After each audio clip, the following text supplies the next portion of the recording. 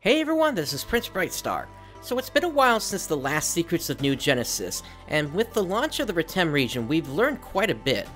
If you're not familiar with this series, I take a look at Phantasy Star Online 2 New Genesis from a lore perspective, and try to understand just how the world in the game makes sense, and try to connect what I see with other plot points we've seen previously in the Phantasy Star series to make predictions about the future of the game. Last time, I made the claim that the dolls are the 5th Ark's race, and this time I've got another big one for you. Granted, this has been suggested already, however I think I now have the proof to say this definitively. But first, I need to set up the fundamentals. Let's start today with the strange infrastructure we're seeing in Retem.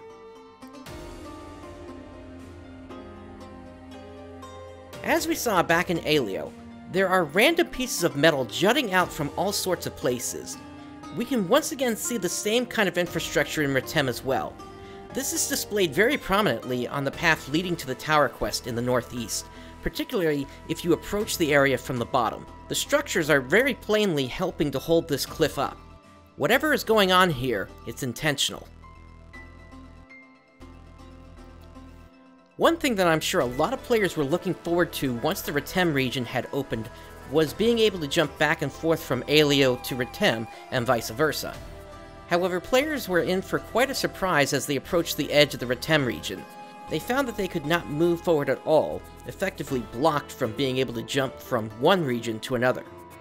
There's really no reason for this aside from potentially trying to limit game resources, so the game is playable on the Xbox One and PlayStation 4 without running into memory issues. Instead, the only way to go between areas aside from just teleporting is to use the bridges that connect each area. Just why are players being blocked from jumping from one area to another? Let's table that question for now, while I bring up a few other things. As we continue to explore the area, we notice some of the animals are different as well. Not the tames, but rather the untargetable animals. Whereas cats were the animals seen in Aleo, in Retem we can find an abundance of dogs, lizards, and small birds with nests. You can find them all over the region. What exactly is it that's keeping dogs and cats separated into each region? And also of note, how did this dog make a friend of a lizard?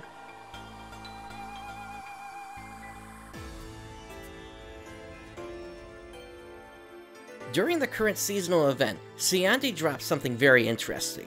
She said that the temperature remains the same throughout the year, except for when this seasonal event happens. This is very strange, as this would suggest there's an unnatural orbit going on for Halpha. But it doesn't make sense for a planet to be a certain distance from a star for 11 months of the year, and further away for one, if we use Earth as a reference. There would need to be a month where things are warmer than the rest of the year for such a change in temperature to exist and act as a counterbalance in the orbit.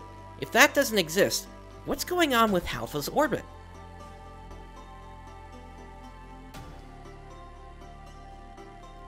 For the answer to that, we need to make our way to the Makid lower level. This is where we get our first real clue about what's really going on. While initially this area may not seem to say much, by paying attention to what's around, we can start to piece together what's really going on. Let's start over by these vats. Previously, I had brought up that it seemed like some houses were using dolls material in their structure, but here it's blatant that the dolls material is being used for something. These giant vats are filled with them, and as we can see, it's being piped all over the area to different sections. However, I want to point out this giant thing in particular.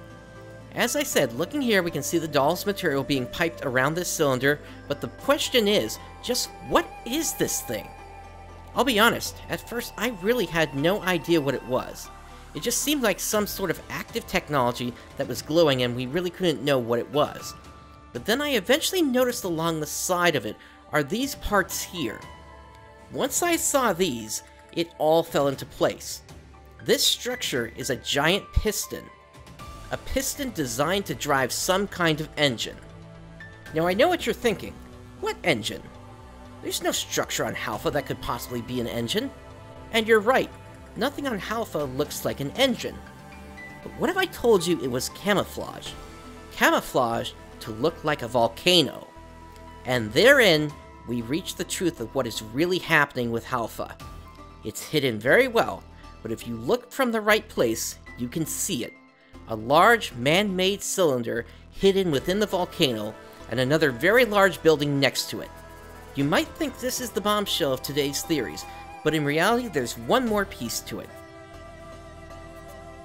Everything that I've brought up so far today has all been leading to this, and I'm using that as evidence in this, my biggest theory today. As I said before, this idea has been suggested previously by the community, but it never really had much backing beyond people just looking at the metal in the ground, as well as some of the wording that shows up in Resolve Forest and saying, oh, there's something artificial going on here. It's also very possible I may still be wrong, and there is a point against this theory by Sega's own words. But let me begin by regaling you with the tale of another story in the series. Calendar era, after Weiss. Sometime after the defeat of Mother Brain, a mysterious woman washes ashore. Though she has lost her memory, she is eventually taken in by the Crown Prince of Landon. Time passes and they are eventually set to be wed. On the day of their marriage, however, she is kidnapped by a strange creature. What the people here and throughout the different lands have forgotten, however, is that they aren't on Motovia, they aren't on Dezoris, nor are they on Palma, the destroyed planet. They aren't even on Copto, the world found by Elisa Landale. No, the entire population has forgotten. Forgotten everything about the high-tech society they once had, and even the fact that they are drifting through the stars on board a world ship known as the Elisa III. Ladies and gentlemen, I believe we have enough evidence today to say that Halpha is either a man-made planet with a giant engine built into it, or a world ship similar to the Elisa III. While there have been some things pointing to this previously, and as others had already suggested, the engine, the consistent temperature, and the apparent bubbles for each area were the things I needed to be able to settle on this being a valid theory. Need more proof? Let's return back to the bridge between Aleo and Halpha.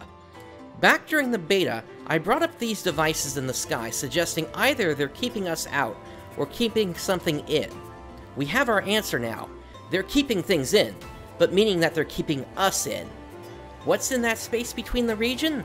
Well, that's literally the answer. There's nothing there but the vacuum of space. But we don't see that. We see the region across the way, and that's fine. Why do we see the terrain in space?